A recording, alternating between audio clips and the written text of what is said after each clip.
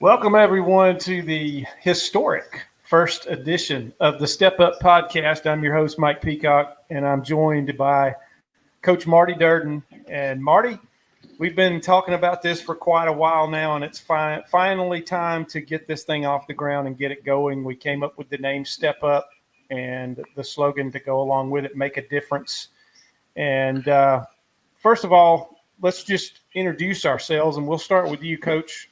Tell us about yourself and your background and what kind of led us to today.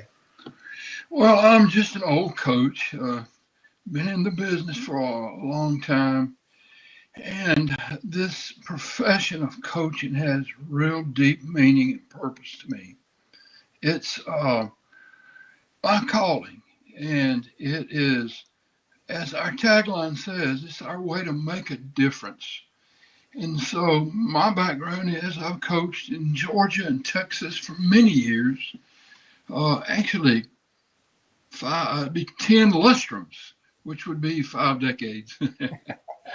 And I am just excited that this is finally coming into existence. You and I have sort of dreamed and talked and prayed about this very moment. And many thanks to Thrift Behringer and Richard and this network for allowing us the freedom to do this. I can't thank them enough. Absolutely.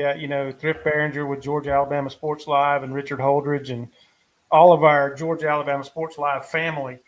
We're becoming a part of their organization and to get this off the ground. And they've got the technical know-how, a lot of the infrastructure already in place to help us get going with this. And, we're excited to become a part of it and to bring a bit of a faith-based format to Georgia Alabama Sports Live. Most everything has just been sports and live broadcasts of sports and coaches shows and different things. So it's kind of neat to bring in another aspect of the sports world and to bring in a faith-based aspect. And like you, Coach Durden, I started out my career back in 1988 as a young coach coming out of college over in Alabama and coached for 7 years.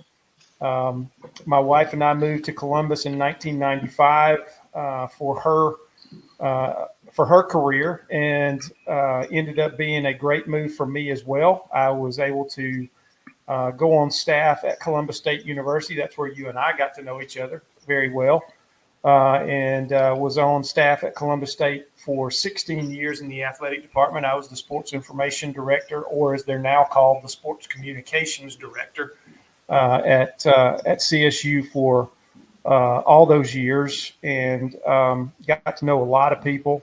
Spent my last 5 years doing some NCAA compliance and serving as an assistant athletic director.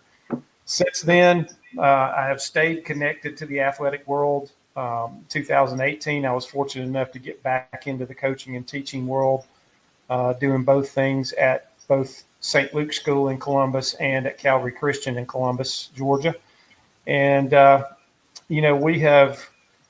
have over the years been able to do some broadcasting, been able to do some different things, and have long wanted to be able to be a part of something like a podcast or a show or something like that. And you and I got together, started talking about this, and this is just the first episode. This is the first step, and this thing is going to get better and better. Our production level is going to get a little bit better. Our sound's going to get a little bit better. Our look is going to get a little bit better as we go along, and we improve some things. And then we're going to add the aspect of having guests on here from probably all across the country, but especially all across the Southeast. We're going to have guests on, and we're basing it, Marty, on something that is very near and dear to your heart. And you have written some curricula, you have a program going, and I want you to kind of expand on that a little bit and tell everybody about what you started a few years ago and where it came from and where it is now. And then that's what, that's going to be the main theme of what this is. And that is something called servant leadership, but yours is kind of geared toward coaches and athletes. Tell us a little bit about that. That's right. That is right. I appreciate that. I believe in servant leadership, and I would say this, that I was called to be a coach a long time ago. In fact, in my life personally, I've never felt any call to be anything other than a coach. And it was coaches that got to me when I was a young guy. It was not the church, it was coaches who took me to church and got me interested. And that's where my faith began. It was because coaches and their outreach and influence on me, because athletics has always been just my life, is what I am. Uh, so as I coached down through the years in the decades, I came to Columbus, to Brookstone, and that's where you and I met. I was involved in FC. I was regional director for FCA and the head coach at Brookstone, head boys basketball, and the golf coach. And we were having a camp, as I recall, at CSU. And I remember that week, we had 1,100 kids everywhere. Had a boys camp with 1,000, a girls camp with 1,100, back to back. And we did that for several years. It made a huge difference. In fact, there is a YouTube out there somewhere floating around about that very thing. It's called, I'm trying to remember exactly what that team was. It was a team out of Albany in which every girl on that team at girls basketball camp accepted Christ. I'll look that up, and next broadcast we'll give everybody that information. Yeah. But that is what started my journey, was faith connected to coaches. Christ and coach, the big C's in my life. And when I got here to Columbus, I ran into a guy that everybody knows, a man who was an incredible influence in this community, Mr. Bill Turner. And I was coaching several of his grandkids at the time. And he wrote a book called about servant leadership. And I think the title of it was something about serving, his journey to servant leadership. And I got that book on Christmas from Lane Moshell. She's Lane Riley now. She was an athlete at Brookstone. Great kid. And that book changed my life.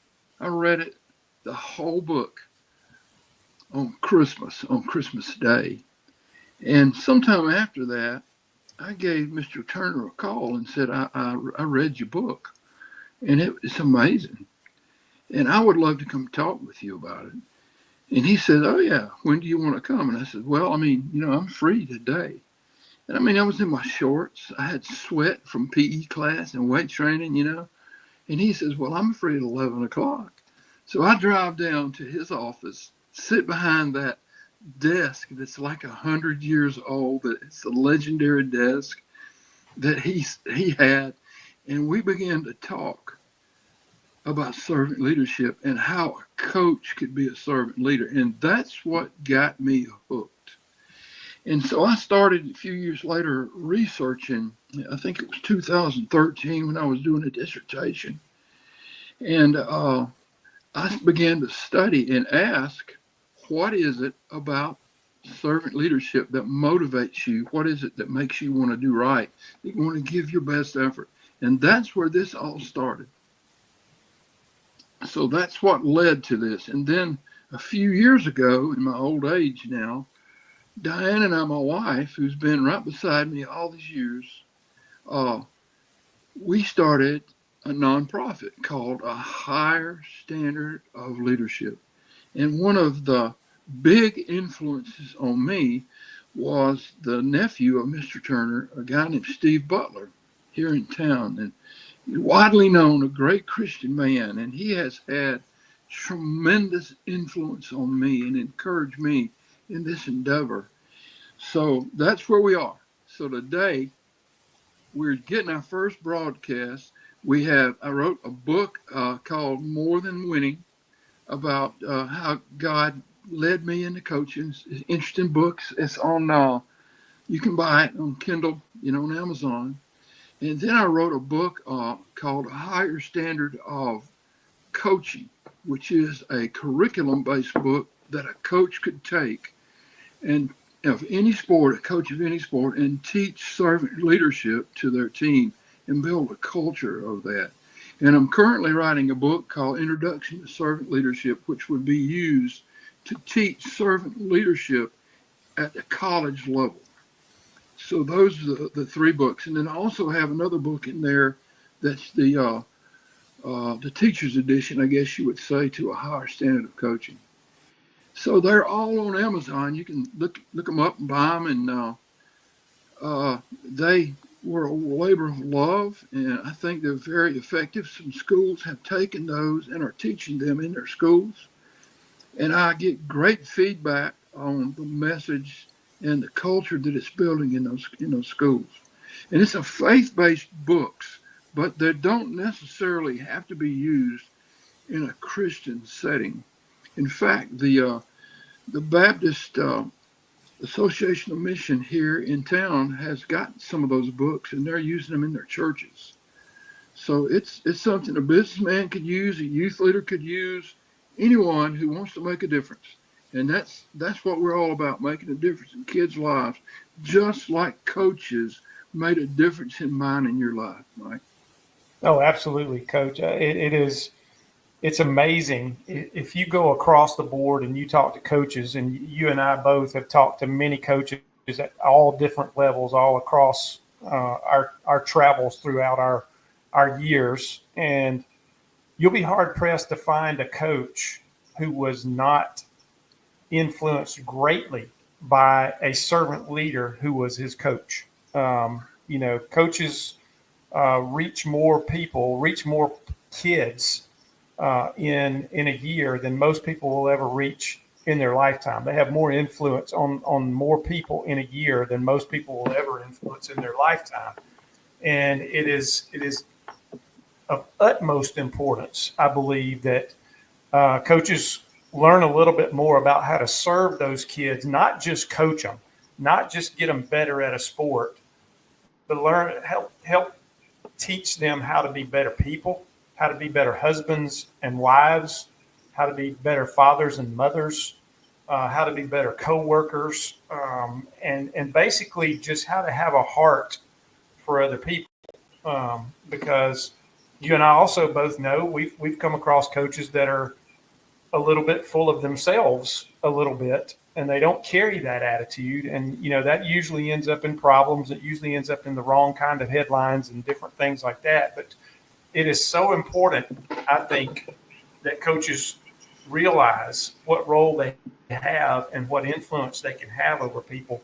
And what you've done with your work through A Higher Standard and through More Than Winning is much needed across the country. And I believe a lot of coaches could benefit from it. And I believe we'll talk to some who have used your program and who are implementing your program, but we'll also talk to others who are doing similar things around the country as well, with it and through it. And I want to add something too. I don't think you left this out on purpose by any means, but you now have that curriculum on CoachTube. Is that correct? That is correct. We have on CoachTube, we have 5 short courses about that. Most of them are free. They will all ultimately be free, but yeah, they're about 20-minute studies, and what they are is they're just sharing the research that we developed about how to motivate players, how to make a difference, and what drives athletes. The one that I think you would get a lot out of is the one that's entitled "What Drives Athletes," because as a coach, we're always worried about winning, losing, keeping our jobs, and I mean, that always hangs over every coach's head, sadly. But that's not the standard that we really judge coaches by. So a guy asked Joe Ehrman, the great defensive end for Baltimore, who wrote the book Season of Life. They asked him, he's coaching in an inner city school in Washington, D.C. or Baltimore somewhere. And one of the parents asked him, what about your team? How's your team going to be? And his answer was, I don't know. I'll let you know in about 20 years. And that is what you're talking about right there, is the impact we make on their lives, and not necessarily winning and losing games, because those come and go. Coaches are up and down all the time. I heard Dean Smith, the great coach, North Carolina, say, if winning and losing is all you care about as a coach, and winning and losing, you live or die by winning and losing, you're going to die a lot. So it's bigger than that. It's more than winning. And that's the joy of coaching, is making a difference in lives. And I'll tell you one other story too. One of those camps you may remember this, Roger Woods, who was our chaplain for a boys basketball camp. And we were meeting every night over at Cascade Hills. And we had Roger would preach to these guys. And we had the coach of the year, a guy named Steve Reeves from Delta State, who was also there. And the two of those guys were speaking every night. And so we rocked on, we started on Sunday, Monday, Tuesday, Wednesday. And we just didn't seem that we were getting through. And it was great messages every night. Everybody was really, really involved. And so on the last night of that camp, we decided, here's the difference with coaches now. We were going to let the coaches come down to the front after Roger preached his heart out to these kids. And he preached on, you're surrounded by so great a cloud of witnesses in Hebrews. Actually, Steve preached and Roger followed it up. We're surrounded by so great a cloud of witnesses. Let us lay aside every weight and the sin that so easily entangles us, and let's run with patience the race set before us. And that was his message, right? So we asked the coaches to come forward and give an invitation. I don't remember the song we sang, but I was standing up there singing. And it was some of the most god-awful singing I have ever heard in my life. Both guys beside me, they couldn't carry a tune in a bucket, but they were singing from the bottom of their hearts. And when that song was going on, we had 586 boys in the audience. David Spitzmiller was there that night. He can attest to this. 586 young men came forward when their coach was singing and their coach was calling them down. And they came forward, and some of those kids accepted Christ, and we baptized them. Some of them changed the trajectory of their life and rededicated. I've never seen anything like that. But the point is, their coach was down there singing, and they answered that call. That's awesome. That is a great picture and a great story. But and you and I have been, we've been fortunate to have mutual friends throughout the years, and one of those was one of my mentors that I worked for most all of those 16 years I was at Columbus State, a man named Herbert Green. And if there's ever been a guy that modeled servant leadership as a coach and an athletic director, it was Herbert Green. I mean, here's a guy, Marty, who, if he wanted to, he could have been on the level with the Rick Pitino's, the Bruce Pearls, the John Calipari's. He could have been on that level with those coaches, and he could have moved on from little Columbus, Georgia, and little Division II Columbus State.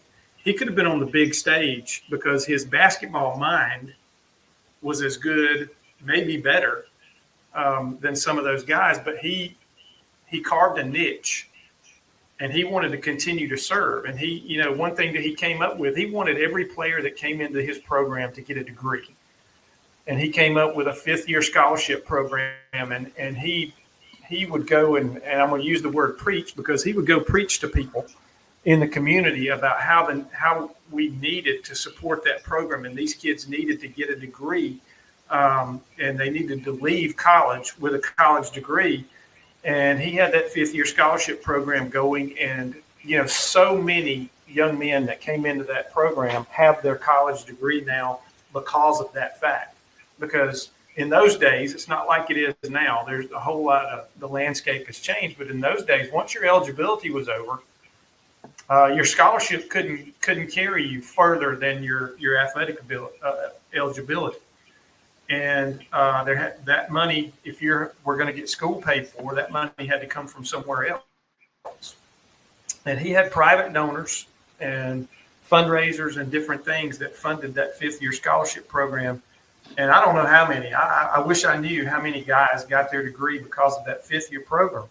But if you wanted a degree, if you wanted to leave college with a college degree and you played for Herbert Green, he was absolutely going to bend over backwards and find a way for you to get a degree. And that's what I believe is one of the aspects of servant leadership as a coach that was modeled by him for all those years. But that's not the only way he was a servant. I mean, he served the community. He served our university. He served us as employees of his who worked under him and showed us how to lead with a great example of how to treat people. And, many times I was told by other athletic directors around the Peach Belt Conference that we were a member of what a magician he was, being able to do things with the budgets and sometimes the lack of funding that we had, but he was still able to work magic. And we were able to have one of the top programs in the country in Division II, not just in the conference, not just in the Southeast, but one of the top programs in the country in all of Division II. And it was because of that attitude of doing the right thing, treating people the right way, serving to be served, and serving those players. And I am fortunate enough to get to interact with a number of his former players, and those guys love him. And current head coach at Columbus State, Robert Moore, right now.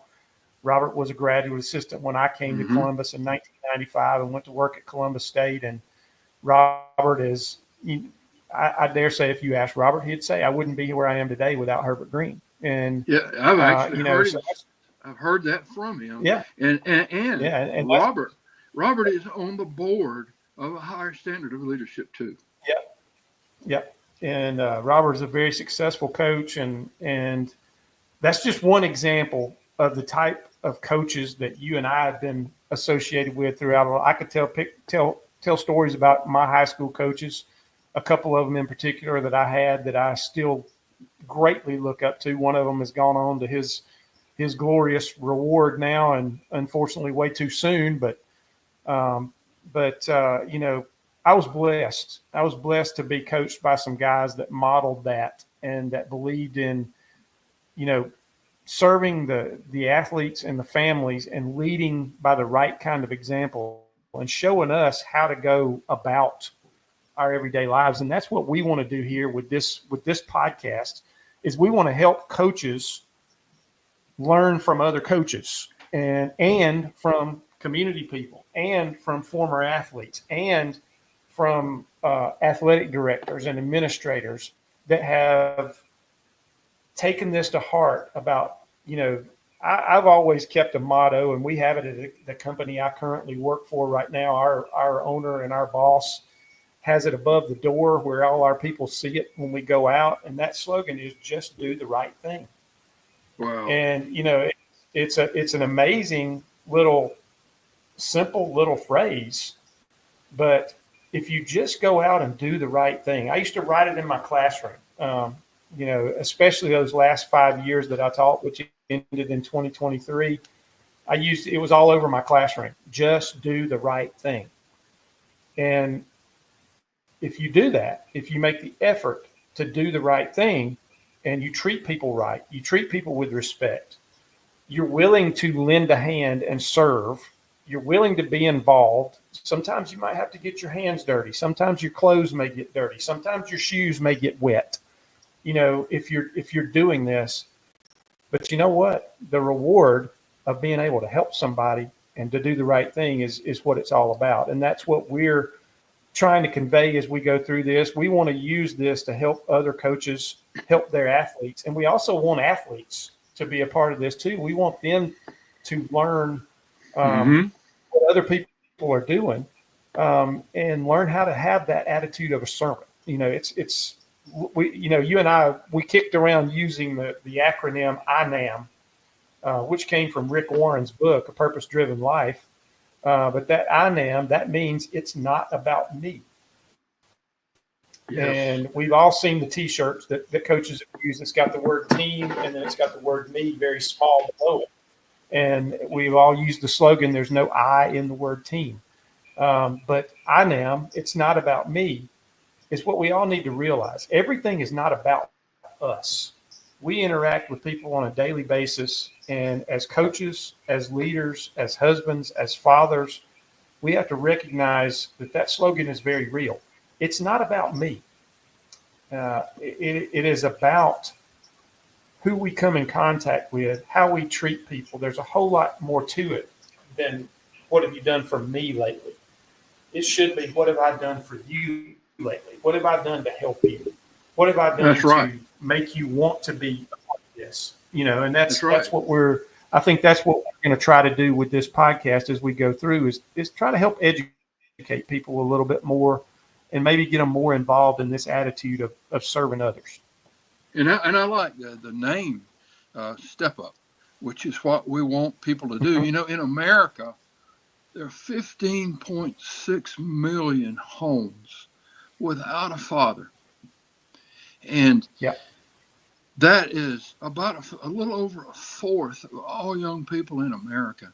And the statistics that we've come across, when a father is present in a home, the chances of that kid, especially the sons of fathers, is so much greater when a dad or a man is present in their life.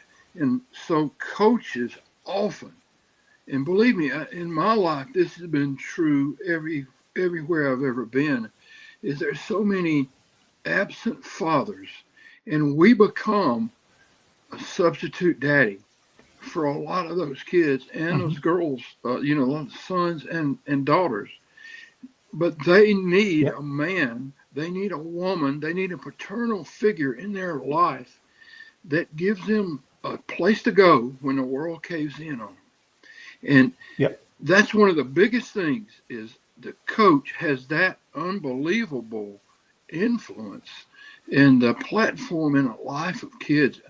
I don't understand why, but they look at us as often as a parent. And and we're giving that to kids. And believe me, that's exactly the way it was in my life. I looked at everything in my life that mattered. I ran it by my coach, everything that happened. So coaches, if you're listening out there, you have an unbelievable platform. And look, Billy Graham said it. You quoted him a while ago, Mike.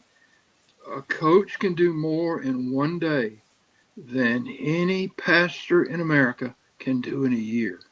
And that is the truth. Yeah, and it's amazing. You know,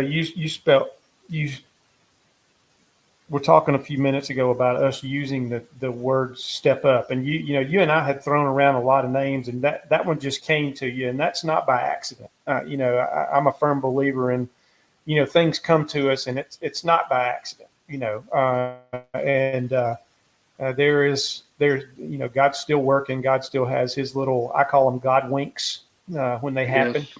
And I think I think on Hallmark Channel there's a series of movie called the God Wink series or whatever. But my wife watches the Hallmark Channel a lot, so I see a lot of those movies. But I think that's a great term because God gives us those little things every now and then, those little nudges, those little ideas that pop into our mind, and that's not coincidence, as sometimes people out in the world would want us to believe. That's actually a God thing. And I think this came up because I think it's so important. Because coaches have to be willing to step up and fill that gap for a young man or a young lady, whether it's a male coach or a female coach. You have to be willing to step up and fill that gap sometimes in their life when they need a male influence, when they need a mother figure for our female coaches, for whether those athletes are male or female. Sometimes they need that influence, and to have somebody who's willing to step up and provide that, and to do it right and to lead those folks in the right direction. You know, I don't know who the famous person was that said it, but they said there's two ways to lead. You can lead in the right direction, or you can lead in the wrong direction. And, you know, Mm-hmm.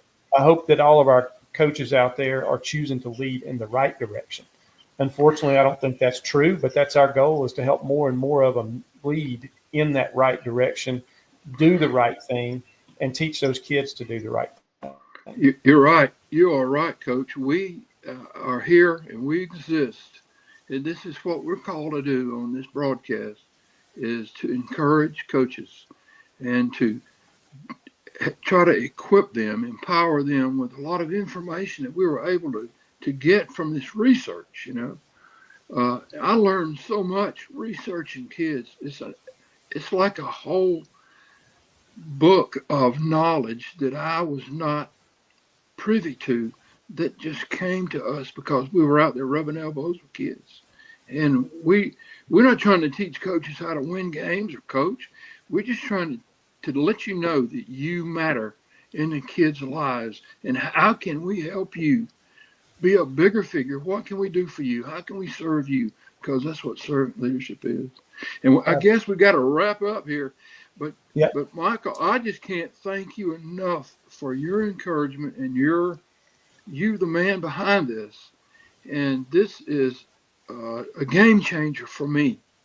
And I just want you to know how much I love and appreciate what you're doing and the mark you're making, and Thrift Behringer also, the mark you're making on lives in this network that you're doing. This is an amazing thing that you're doing. And everybody talks about this. Everywhere I go, the talk is, did you hear the broadcast Friday night? Boy, what? Yeah. I mean, it is making a huge difference. And we just need to take advantage of that. So I just want to thank you. And I look forward to doing this with you, my brother. Yeah, absolutely. And I'm looking forward to more and more. And, you know, again, thanks to Richard for producing this first episode for us, and thanks to Thrift for giving us this platform. What they have done with Georgia Alabama Sports Live is just, it's downright amazing, from It where it is. started, what it's become, and what they're able to do for athletes and for families of athletes. And it's a service that, it's got to be the envy of people all over the country because of what they've been able to put together. We want to help them grow it. We want to continue to grow this thing. We want Yes. our podcast to grow. We want Georgia Alabama Sports Live to grow as well. And anything we can do to contribute to that is awesome. I've been fortunate this year to be a part of it, to get to know the guys, to do some ball games, to have a great time doing it. And one thing I want people to know, as we go along, Marty and I already have social media presence. All you have to do is look us up. Just look for our names out there: Facebook, Instagram, X, formerly Twitter. We're around all of those, and we're going to make those more available, and we're going to have more contact information for us. We're going to set up email accounts where you can email us and ask us questions or give us suggestions. And we're going to need suggestions. We want ideas for guests, and we don't want them just here in Columbus, Georgia. We want them all over the Southeast, all over the United States, even maybe all over the world. If we can get in touch with people who speak the English language and can communicate with us, we want to talk about these concepts all over the country and all over the world, and we want to be a part of it. And so we're going to start having our contact information. We're going to get our emails set up. We're going to get some social media accounts set up as we go forward. Look for maybe another podcast or two that is related to this as we go along. And, we just want to be intentional about getting this out there and about communicating with people. And we want to be want to be a light, and Yes. we want to spread this around and tell the stories of coaches and athletes and administrators and just regular folks. Maybe even, we might even open this thing up and have some musicians and some other people, because, Marty, coaching is not just about athletics. You can Absolutely coach in just about every aspect of life and every aspect of employment. You can coach, and we wanted this to carry over, and we hope and pray that this grows and grows, and that God continues to bless us. We know it's not going to be easy. We know we're going to have bumps in the road, but I tell you, I believe we're going to keep this going, and we're going to see this thing thrive, and we're going to grow it. And we hope you grow with us. If you're out there watching, we want you to spread this around, share this with everybody that you can. Again, get in touch with us if you think you've got an idea of somebody we should have on as a guest, and we'll make that happen. And we'll absolutely be encouraged by that as well. But you're right, we do need to wrap this episode up. We thank you for watching us. Again, share with everybody that you saw this, and we're going to do our best to get the word out there ourselves, and to be intentional about spreading the word and getting this thing to grow. Well, I appreciate you, Mike. God bless you, brother. Hey, this is exciting. And it is. I'm looking forward to it. We're going to have fun too. We were a little serious tonight, but you and I, when we're together, we usually have a lot more laughs and fun than this, and we're going to mix in some of that. There'll be some comedic times coming up, and we'll be doing a lot of laughing and a lot of storytelling and different things like that. There may even be some different characters that pop up from time to time, but we're going to have a good time with this, and so last thing here, we want to thank everybody for taking the time out to watch this tonight. We hope you'll join us again probably next week. If everything goes properly, we're going to try to do this once a week, and we'll release it out on Sunday nights, but it'll be there anytime you want to come back and watch it or listen to it. I think we're going to try to get the audio version out as well and get it on some platforms where people can listen to it as they're driving down the road and at their leisure and things like that. So, Marty, just appreciate it, man. We've been talking about doing it for a long time. It's great to get this first one out of the way, and step up to number 2 next time. So we want to ask everybody out there, step up when your number's called and when you're needed. Step up. Step up, and you know what? That's going to make a difference. That's what we're all about. Step up and make a difference. Thanks for joining us, everybody. We'll see you again next week. I'm Mike Peacock for the great Marty Durden. Just go out there, and again, like Marty said, just step up and make a difference. We'll see you next week.